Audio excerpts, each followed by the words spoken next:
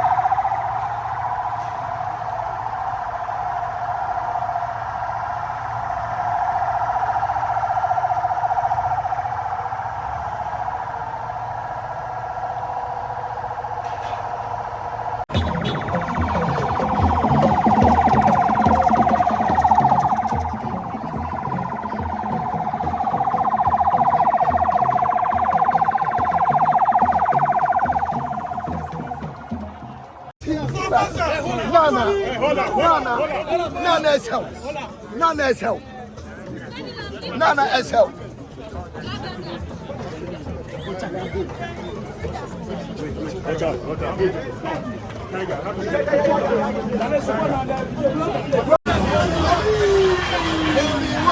Ah, Jim!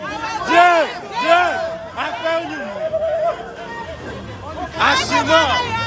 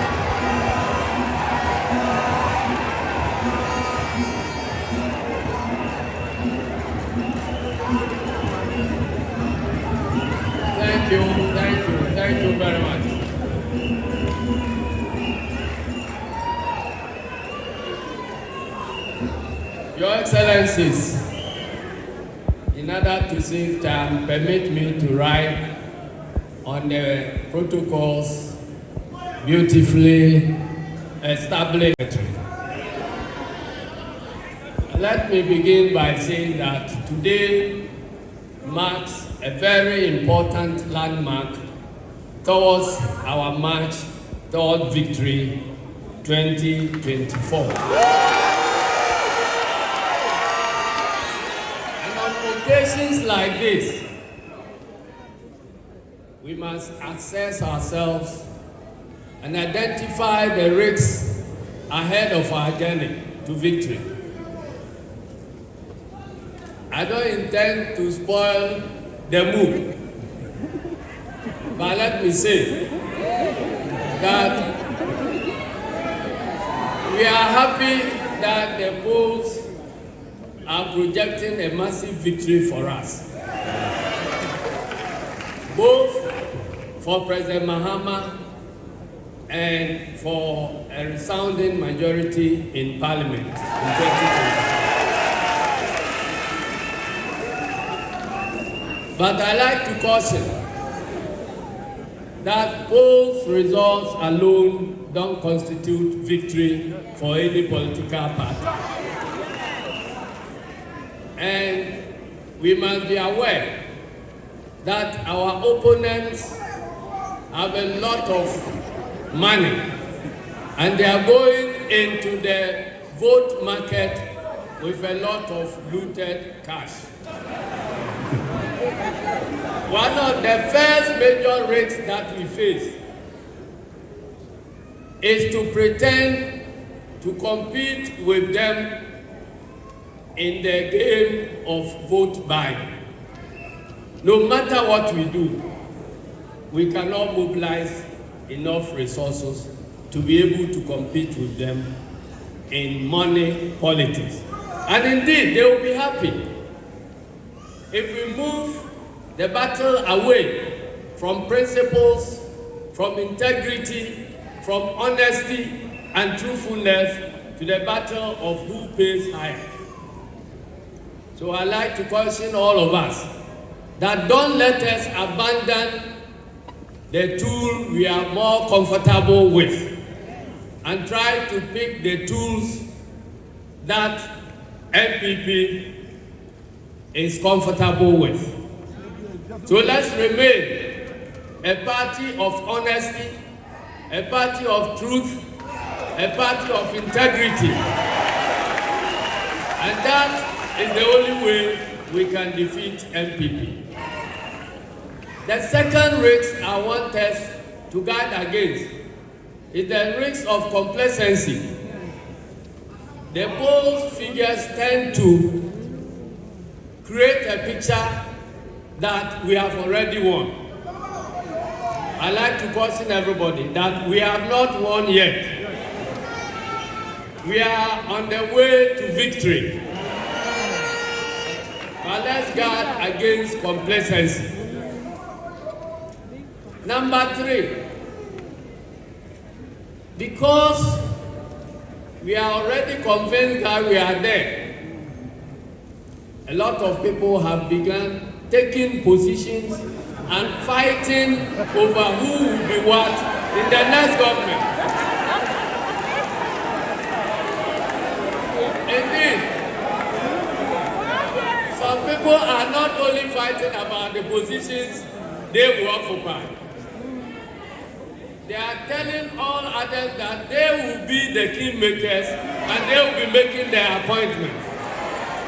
If we are not careful, this will dampen the enthusiasm and the spirit of our followers. So I want to assure everybody that we are not there yet. Don't be fighting about positions. And don't be struggling about who will make appointments.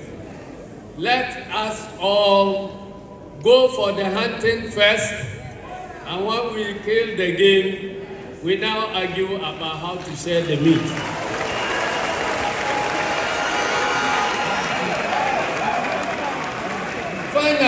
Finally, a a lot of us assume that we have won 2024 and that somehow we have succeeded in governing this country so well that Ghanaians will be willing to return us to power in 2028. So I can see orchestrations and movements towards positioning ourselves for what happens in 2028. I beg you, the name of our game now is Victory December 2024.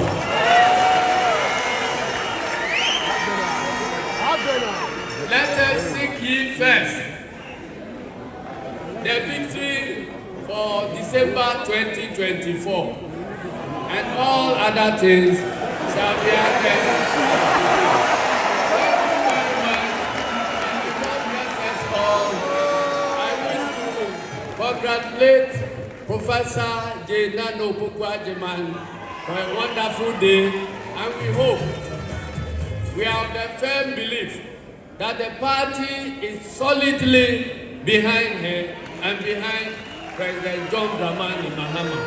And we have no doubt at all that he will perform wonders and restore the position of Vice President of the Republic of Ghana to his usual dignity. Thank you very much, and may God bless you. As speaker for this occasion, a man who needs no introduction at all, because we all know him as a father. You see, when God wants to rescue a people, he sends them a man. It was so in Bible days when God sent Moses to deliver his children from the land of slavery. And it is so today, for our God has not changed. And if you know the story of our next speaker, you cannot but agree with me that this is a man who has been handpicked by God and prepared to lead our country for a time such as this.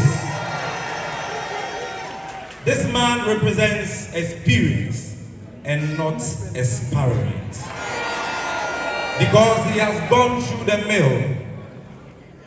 At the international level, he served as the first co-chair of the United Nations Advocacy Group on the Sustainable Development Goals.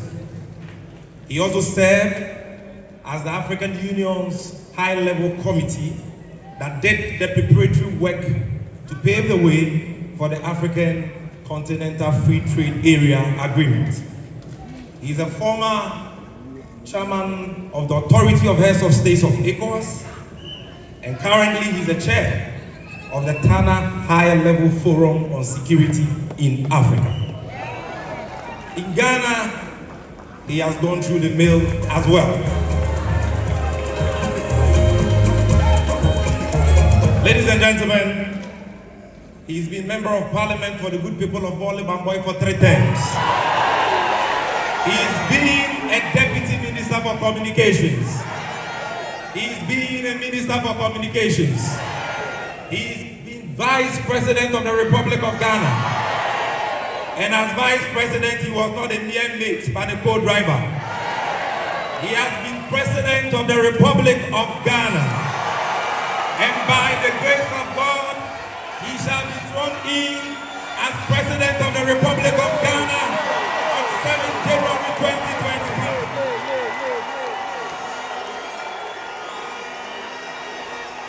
He is a man of vision, a man of character, a man you can trust, a man who exudes humility and love for God and country seamlessly. Under his tenure for president, Ghana experienced true leadership and transformation. No region or sector was left out, but he was misunderstood, he was maligned, he was demonized and bastardized. But as he himself predicted, posterity has judged him well. And today he stands vindicated Ghanaians are yearning for his return. Ghanaians are saying they have missed him and cannot wait to see him at the Jubilee House again. Ladies and gentlemen, some call him the nation builder, but I call him Abu Brokosuya, Adebeye, and Senda. Now with a standing ovation and a round of applause, make welcome to the microphone, the man of vision, the man of character, the nation builder, who will lead us to build the Ghana we want together. His Excellency, His Excellency, His Excellency, His Excellency, His Excellency, His Excellency, His Excellency, John Dramani Mahama.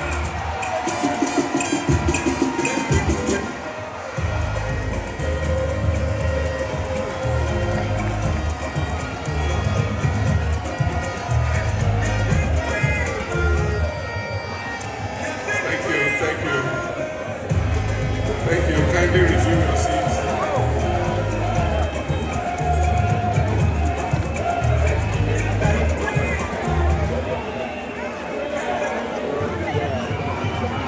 Thank you very much.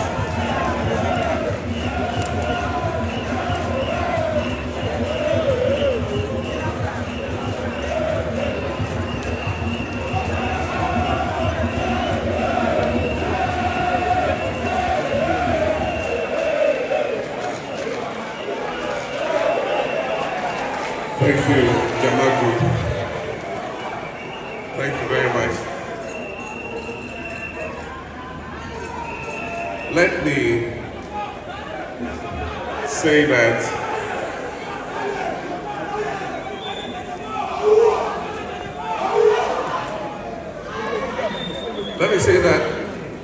I don't have any list. And so for those of them who were referred to by General as having chosen their positions, you may be very, very deeply disappointed.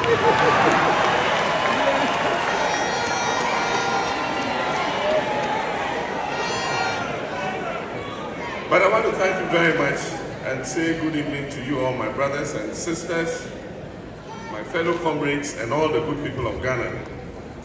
Let me begin by acknowledging our National Chairman, Honorable Johnson Asiedu Ketia, our General Secretary, Fifi Fiavi Kwete, the Chairman of our Council of Elders, Alhaji Mahama Idrisu, and all members of the Council of Elders, and indeed all members of the NDC family. I wish with respect to acknowledge all distinguished members of our society who are with us today, including our traditional leaders, our traditional rulers, our religious leaders, our students, members of the diplomatic corps, market women, public servants, and indeed Ghanaians of all levels of society. You're all welcome and I acknowledge you. I also acknowledge my siblings and my family. My son Sharaf is here with me this evening.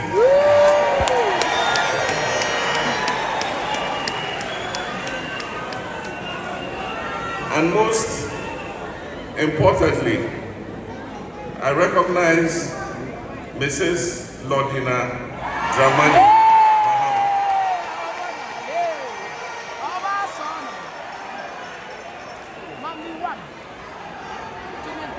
My faithful companion, who has stood by my side through all the rough and tumble of Ghanaian politics. But today we are here to celebrate one person, and that is my running mate, in whom I'm well pleased. Professor Jane Naana Opoku Agyemang.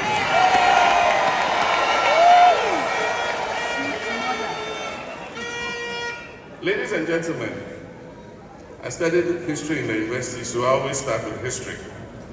History is made up of stories. And as a history student, I've always found an insatiable love for stories. These stories are not simply meant to entertain us, but they are meant to teach us about ourselves, our choices, and our actions, and the useful lessons that we can learn from these stories. Indeed, the evolution of humankind has been the story of triumph over trials and challenges. And throughout history, civilization after civilization, society after society, humanity has found in its lowest moments within itself a rare but potent dose of inspiration, nestled in the illustrious hearts of its best people to turn things around. In adversity, we find opportunity. Ghana is at one such juncture in its life, and it requires all our best human resources to change the course of our history and steer our ship of state into calmer waters. Often when our stories are told, they are about his story. But right before us today in Ghana, another story is playing out. Right before our eyes, another history is in the making. But this time, I'll call it her story.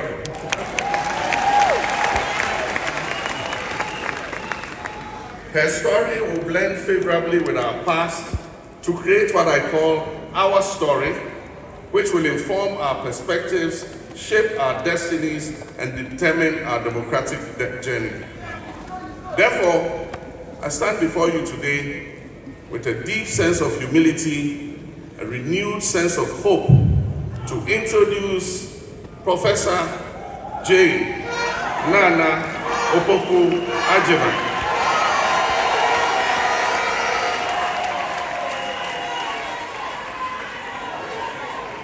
A very respected woman, a female achiever, a woman of integrity, who would make her mark on our country's journey towards progress and prosperity.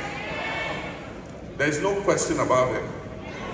Over the last few years, Ghana, our dear country, has sunk to the lowest depths in our history as an independent nation. Our country, Ghana, over the last few years, has been buffeted by turbulent seas and has been sailing against a very strong headwind. Our leadership has been uninspiring and inept. We have lived under an administration that is unable to be truthful and honest to the people of Ghana and never accepts responsibility for anything. There can be no question in our minds that the effect of this maladministration has been so insidious and pervasive that today our people have lost faith and hope in not just the government of the day, but in our democratic system of governance. Ladies and gentlemen, our country needs an urgent reset. Our people need a leadership that is inspiring, one that will make our people believe and trust in our Ghana project once again, and believe in the hope of a better future. Ghana needs a leadership that will place value on integrity, truth, and accountability.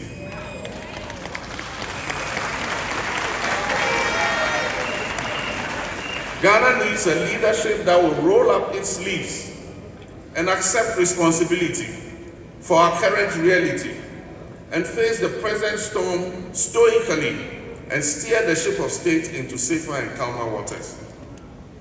Ghana in its present crisis needs leadership that will do things differently, including sacrificing personal comforts to achieve a Ghana of shared prosperity for all of us, not just a few.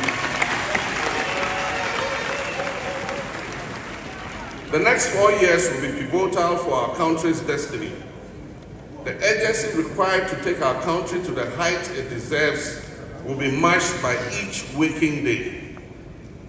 If there was any indication of intent to think outside the box, to be innovative and use our best human resources to deliver the Ghana we all want, then it is in my choice of Jane Naana Opoku Agyemang as my running mate.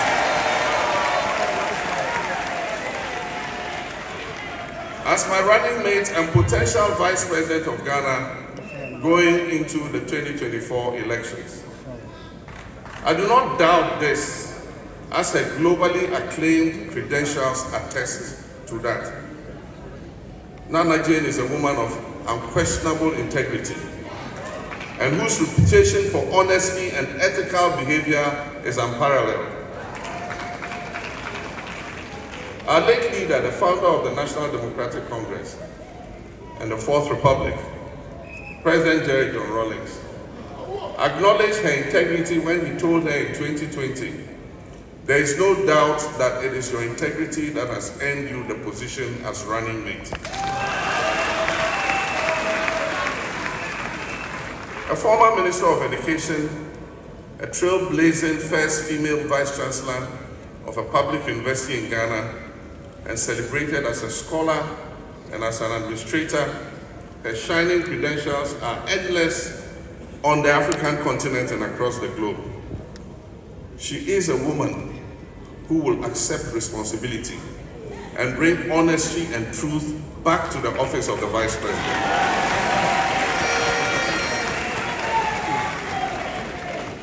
With Naana Jane as my Vice President, Ghana can be assured that an NDC government led by me, President John Dramani Mahama,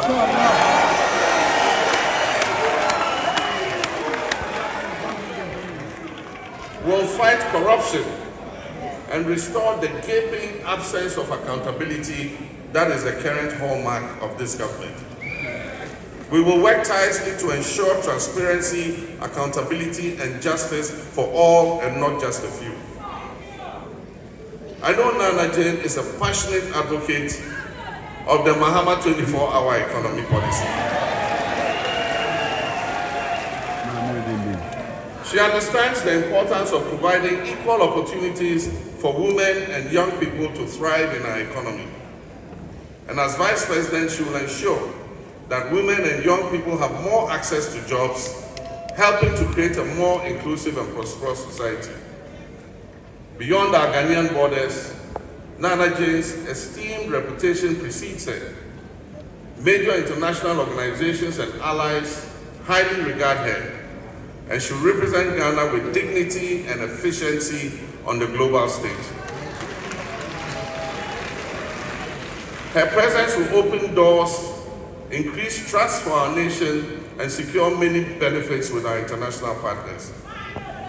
But perhaps most importantly, Naana Jane represents the aspirations and dreams of every Ghanaian, especially our female population.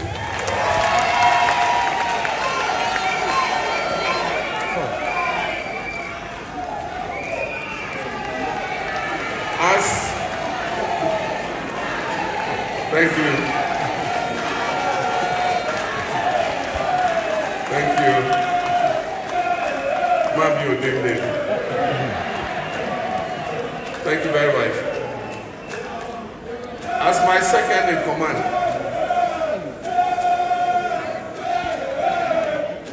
thank you. Thank you.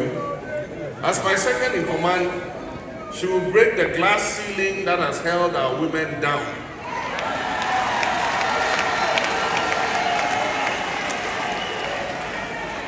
And she will generate a new hope in our daughters that the sky is the limit.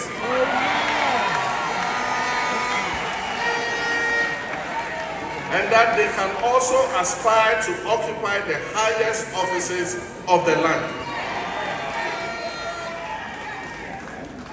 If we are to build the Ghana we want together, then Jane Naana Opoku Agyemang is truly the Vice President Ghana is looking for.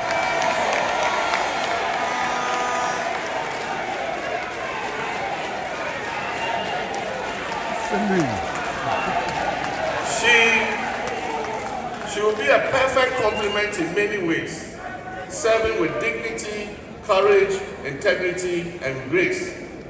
And under a Mahama Naana Jane administration, the government will work harmoniously with a seamless bridge between the office of the President and the office of the Vice President. At the end of our tenure, our 4-year tenure, the story that will be recorded will be our story. It will be a collective legacy built by the best human resources of our country, male and female.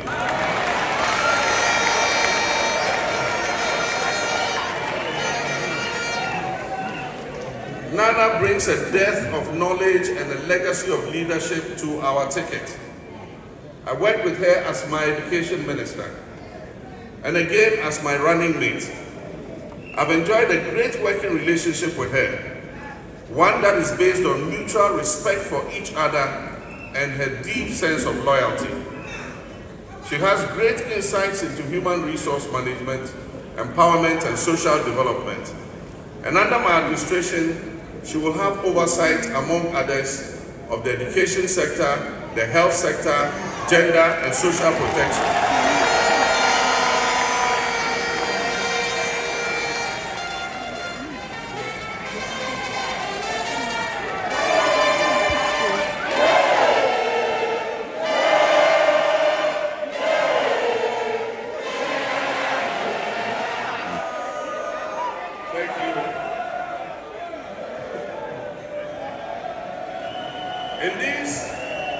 In these dire times, when unemployment rates have risen astronomically and poverty is stalking our land, ours will be a pair of experienced individuals poised to work together to make the difference that Ghanaians deserve.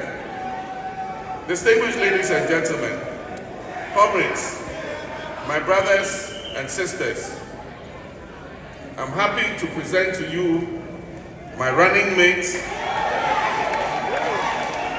and by the grace of God and the votes of you, my fellow citizens, I'm happy to present Ghana's next Vice President,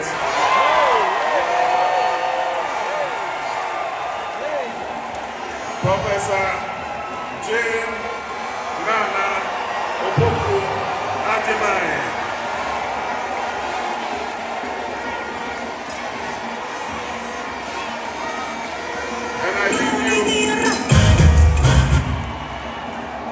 And I leave you with this quotation from the Bible, and it's Romans 8, verse 31. And it says, if God be for us, who can be against us? Amen, and I thank you for your kind attention.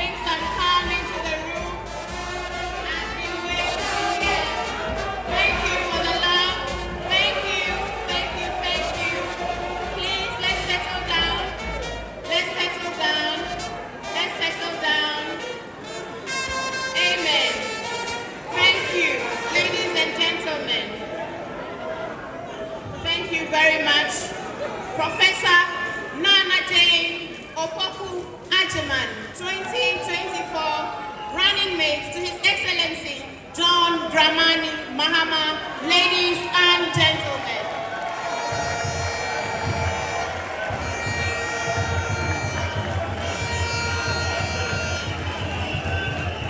Thank you all so very, very much. Thank you so much. All those singing, Mami Odinde. My response is, too.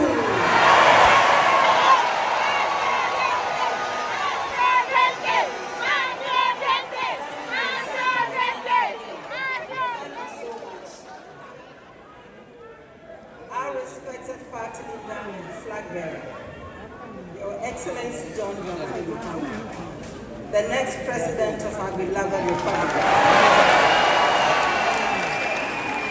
Your Excellency Lordina Mahama, members of the diplomatic corps, Nime, Name, Nanano, Tobio, Mamao,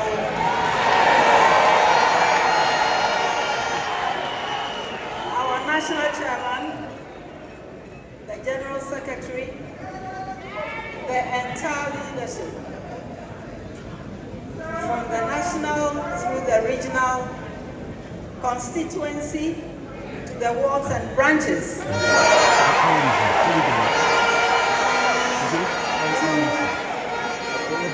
to our devoted, hardworking, and teeming supporters and sympathizers, many who have traveled from across the country. To you all, I extend my deep appreciation for endorsing my nomination and for accepting me again.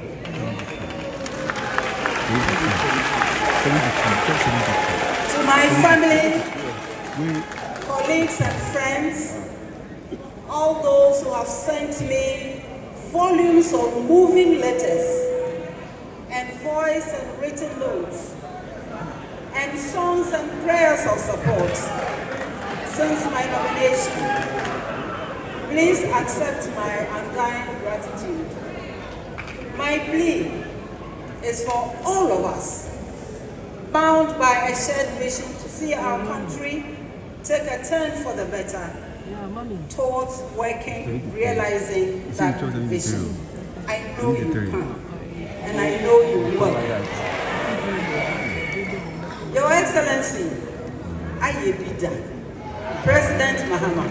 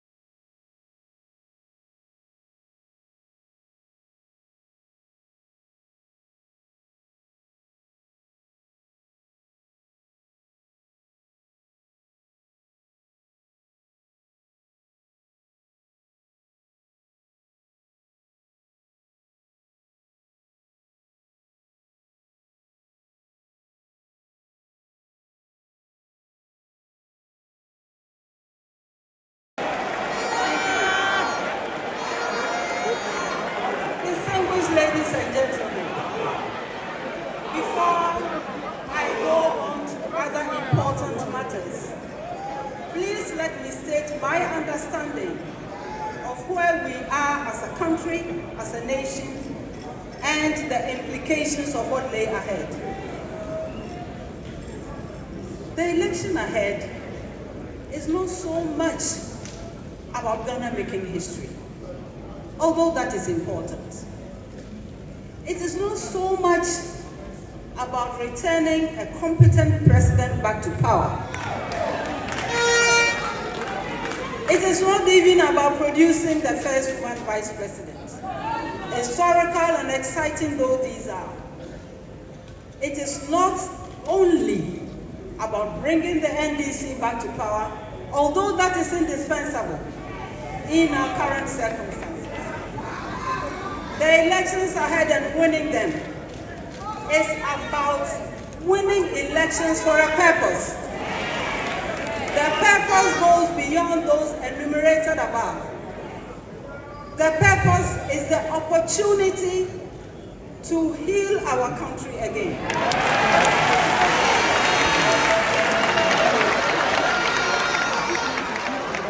It is about the opportunity to pull Ghana back from the precipice of destruction, of normalizing corruption, of incomprehensive greed, from deep despair. The election ahead and winning it for our party is about hard work and abiding sacrifice. It is to embrace everyone in building a Ghana that functions again. It is to work towards a Ghana where citizens have confidence and hope and are determined to regain their independence of thought and of agenda. We must work towards a Ghana that at the very least can feed itself. We know we can.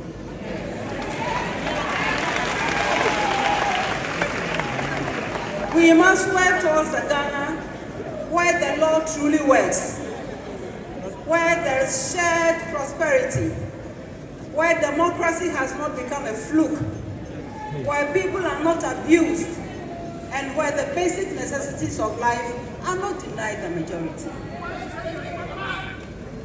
It is a chance to work hard towards building a country where citizens do not feel disrespected or intimidated or ignored because of the way they vote or the language they speak.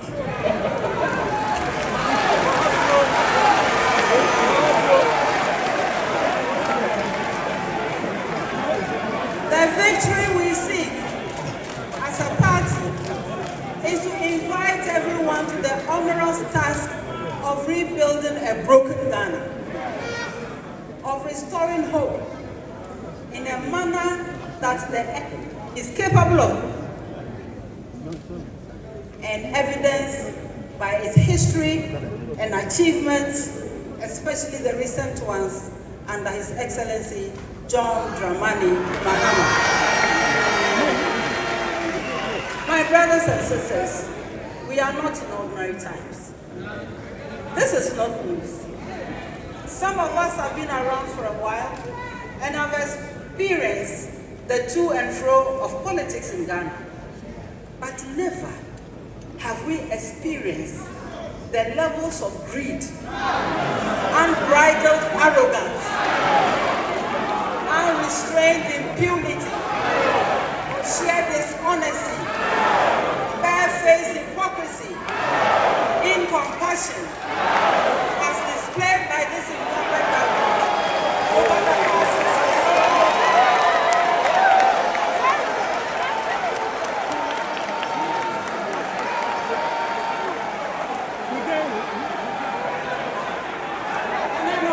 Distinguished ladies and gentlemen, the task ahead is formidable, much more than it was 4 years ago.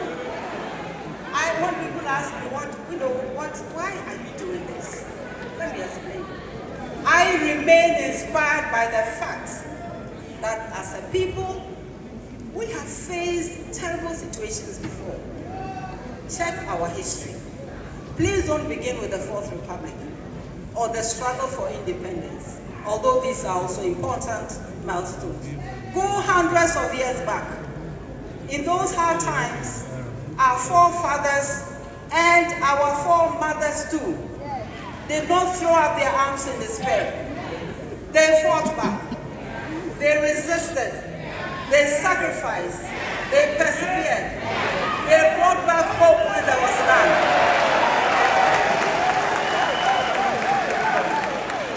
They picked up the pieces of a broken people and carefully and strategically sewed them back. And they left for us a legacy of selflessness, of true patriotism and pride. It is our responsibility today to leave something better for the next generations. Giving up is not an option. We must all soldier on. Across the political divide, across social and professional groupings, among the youth, you hear complaints and stories concerning state capture, where this government has chosen to use its power not in the broader interest of all Ghanaians, but to favor a small clique. What is that?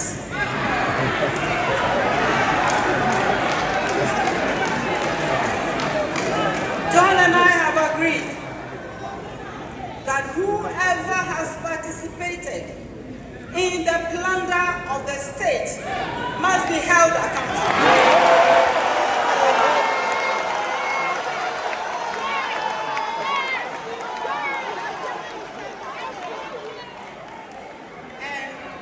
My friends, this is not a threat. It is a promise.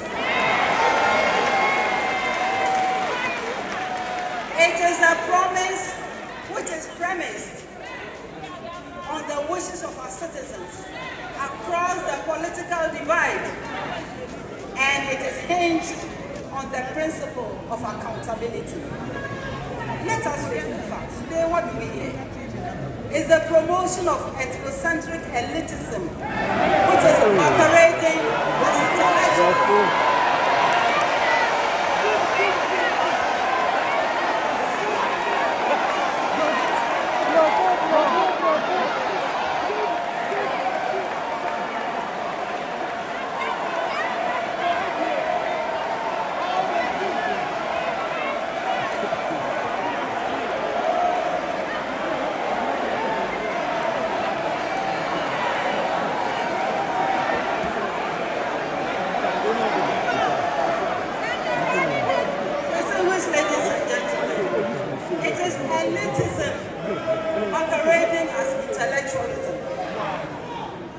It is weakness strutting as courage, and crony capitalism masked as development in freedom. It is shameless hypocrisy pretending to be objective. These will never move our country forward. Rather, the most significant achievement of all these has been a country in near insolvency.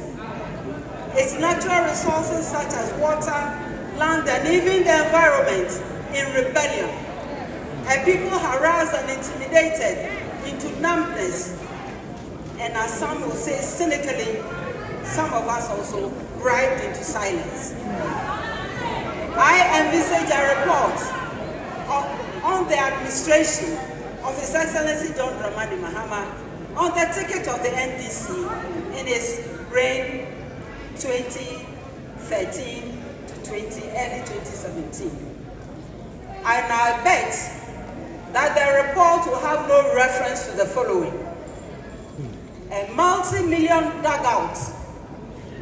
I don't know about you, but the image I get looking at that hole is a trench in utter shock that anyone could believe it was intended as a Thanksgiving gift to the Almighty, invisible, God only wise.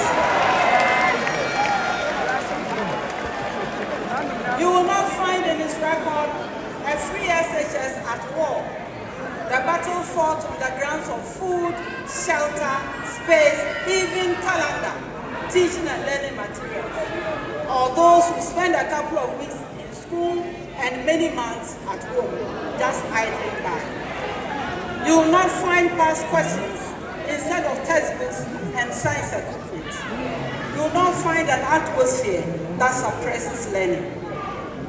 You will not find free water and electricity to a few that has turned out to be most expensive for everyone. Such a report will not find COVID money shared for partisan political gain purposes. And all of this done when people were dying and they needed just a little bit of help. You will not find in his stand and a Japan-like manifesto.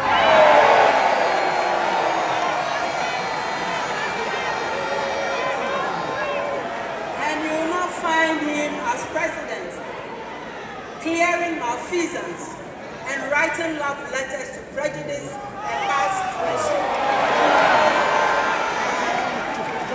You will not find that unemployment turns from 8 to 14%, and actually check the figures, check the actual figures, go beyond the percentages. And you will not find a debt to GDP that has gone a war, or a city that refuses to be tamed. Under his tenure, you will not find weak efforts to hide the truth of Dumsor.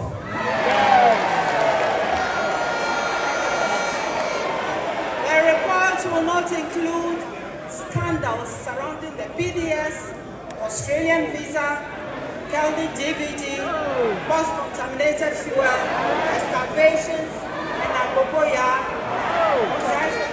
that can fly faster than the confirmed.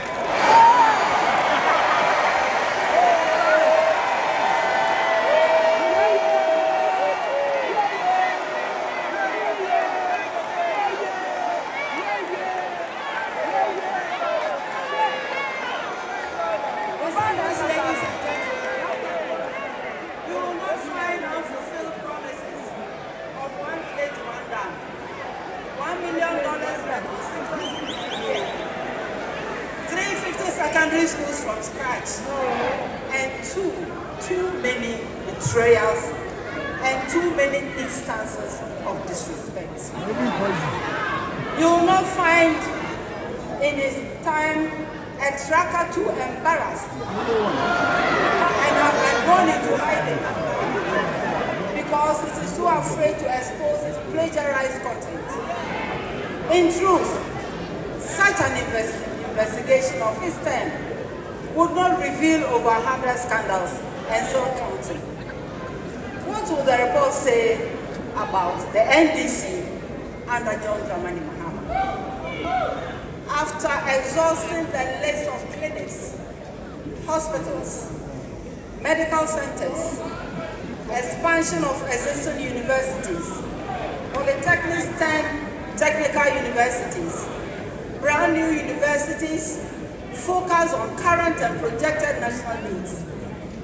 You will find the Mahama schools, popularly called inputs. And you will find these constructed from scratch. You will find that there was a debilitating shift system.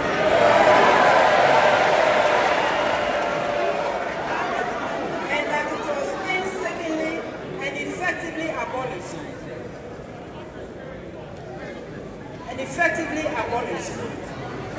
You will find that the ratio of textbooks at the primary level moved from 1 book to 3 children to 4 books per child.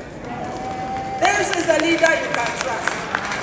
This is the leader who has the love of the country at heart. The report will highlight new roads, harbors, railway lines, not what we've seen of late, Ayalolo buses. You will find the lack of intimidation of opposing voices. You will find serious investment and practice to enable a digitized economy and society. The report will go on to point at housing projects, including the famous Saglebe housing complex. And even those that somebody has happily raised to make room for a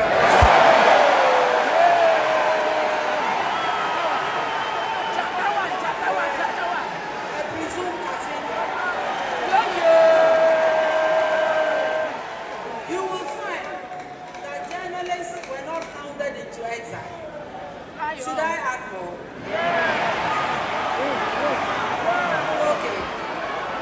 The report will find that once upon some years ago, the blame for power outages was placed at the doorstep of the President and the Minister for Energy. The report will find a President who solved the energy crisis that he inherited, and a minister who did resign on principle. The report will tell of a timetable for load shedding, provided to respect the dignity of citizens and acknowledge their right to plan, and also to learn the truth about our situation with energy. The report will contrast the existing arrogance in leadership with that of the respectful JDM, who builds the children and youth by offering lasting skills, quality education, serious adaptable training, who opens up the economy to create more space for jobs and self-actualization. The report will highlight a JDM who does not line up desperate young people in the heat of the tropical sun to march and salute him as head of state for jobs that have no head, they have no tail, they have no feet. The report will explain the foundations of the principles of the policies of the NDC, that they will see that the NDC strives and thrives on consensus building, from observation, study, analysis, vigorous debates that tolerate all views, to an agreement on the options at hand, and end with well thought out implementation plans. The benefits of such approach inure to everyone. They inure to nation, they inure to community, they inure to individual, in that order. The report will highlight, going forward, the critical processes that will lead to innovations and flexibilities of the brave, timely, intentional intervention of a 24-hour economy, as proposed by A.C. Mahama, after consulting widely with stakeholders and citizens across the country, because he respects everyone. I'm not surprised at all that many labor groups, businesses and individuals have embraced the concept. It is a vision anchored on the firm belief that with the right policies and incentives in place, we can inspire a new generation of enterprises to adopt a multi-shift work system and wider participation in the economy, thereby ushering us all into a new and golden era of Ghanaian industry.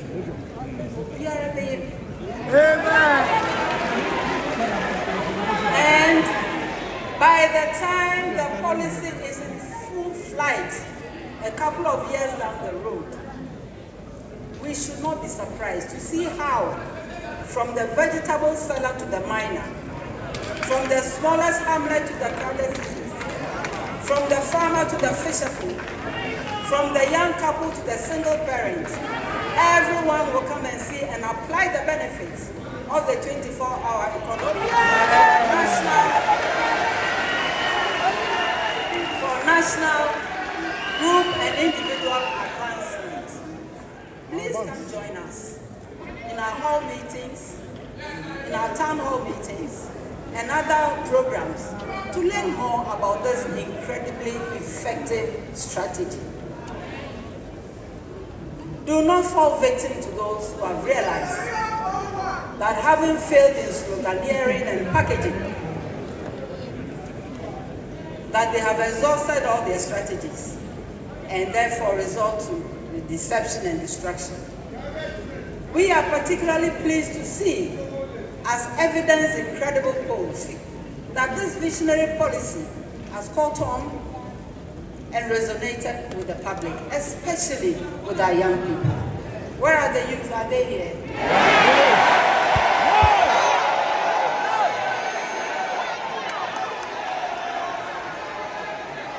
Policy is for you, so please come and learn more about it. I know for a fact that the nation builder, John Mahama, who is not an economist, will deliver this economic model. He thinks through what he does. He thinks through what he says. He considers advice. He is confident enough to amend his views when confronted by working alternatives. He does not rush with decisions that have serious effects on the lives of others. John Mahama does not shoot from the hip. A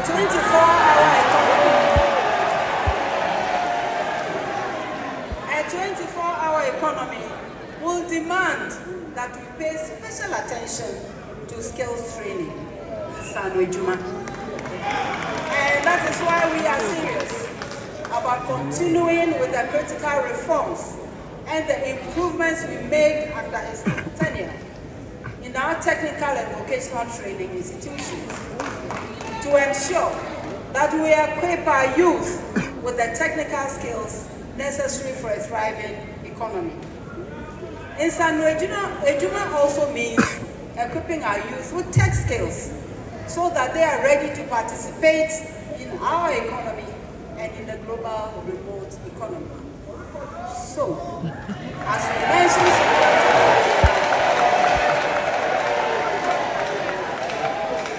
mentioned several times during the 2020 campaign, we intend to implement the 1 million coders program, which sets an ambitious but attainable goal to train over 1 million of our youth in coding, data science, and other tech fields. The potential for this pool of young people to contribute to Ghana's GDP is enormous, and inshallah, it shall happen.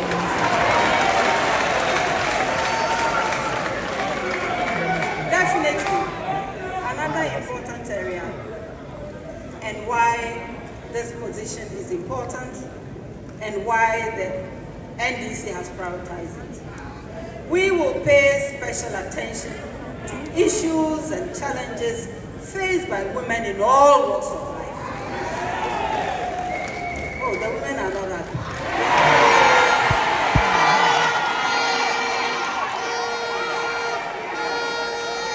And the men too.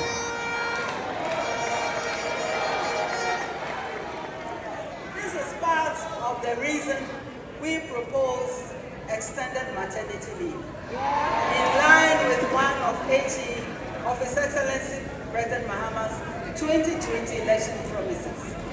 And in the 2024 manifesto, the flexibility offered within the context of a 24-hour economy must hold special attention for women, for obvious reasons.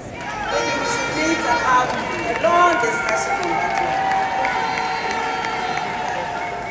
Women entrepreneurs must have access to capital for the entire sector to boost their businesses. And that is why we will actively pursue the establishment of a Women's Development Bank.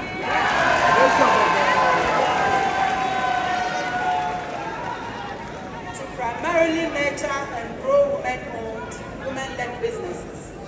Women must become millionaires too. Shouldn't we? We must become millionaires through hard work, as our men do. We do not need hands out. We need hands up. Women of Ghana are capable of managing that bank 100%. Yes. bank must take care of small-scale businesses or tiny-scale businesses to give them credit. And I'm talking about those who are hawking or people whose businesses do not depend on huge capital. I envisage this board made up of trading associations and cooperatives, and all these fully represented and making serious decisions and being accountable to its members. And I into.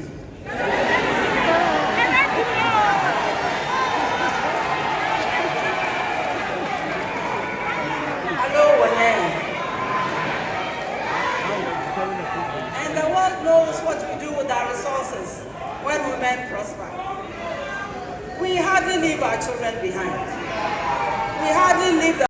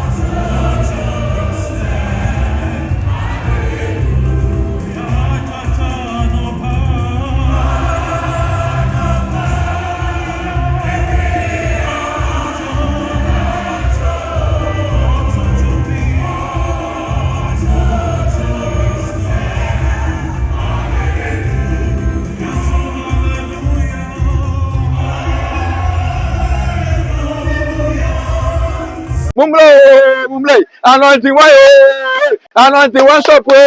What university? And now university, and now poly, and now maybe Biela will Biela. Blah, anointing one shop. So you're blunt here. Now what's so? Now when you're school, that's always can be the hole. And now you're Benjamin upon time. Blah, anointing one shop, then found WhatsApp group. The two are the prices, now swap post on microphone, now when you can crack at your child school fees. When you can crack, and yet there be an old child, mammy, and now papa, and try by you, and child be I had night to four boy to become fun until one shop of mamma. One will yet Juma and Blanty and Mabawa, I'm a number bench, and then a bench to be moved. You walk top and down. You were t-shirt, you were shirt, you were boxer, you were singlet, you were joggers, you were jeans. You can't jeans, you jeans. I never can have an intimate. The world 20 shop for more. Hey, Papa Chaffam now, work 20 shop for more, a phone. Why, I ain't got any mom. And your mother for any back. And she's on 1,000 cities, 2,500. You may not be a bra, Mabuau. Any baby, you will to a flower station. Who do a flower station? Because I saw here anointing one shop. Who call out upon your bachelor. Name so here, Chila Pandia, for a number 0243 63 3885. Etufua muba ebe ya mukama oba so hwe ma mi nyansa ya wo bag ya wo te se ya wo nyema bebre bitimi bi body ya wo nyema bebre ampa aboa edey invest for haya no mu nyina be fa nyama ton edi yo mu business this me we school am so no mai epe ntade nda ya ade ba no tia na me de me ba no na mu se nyama ede da fam so on man am me this kaka cry de she mo am so mai de da start me business kaka. Ti do pe bia men ko be bia on bra no to an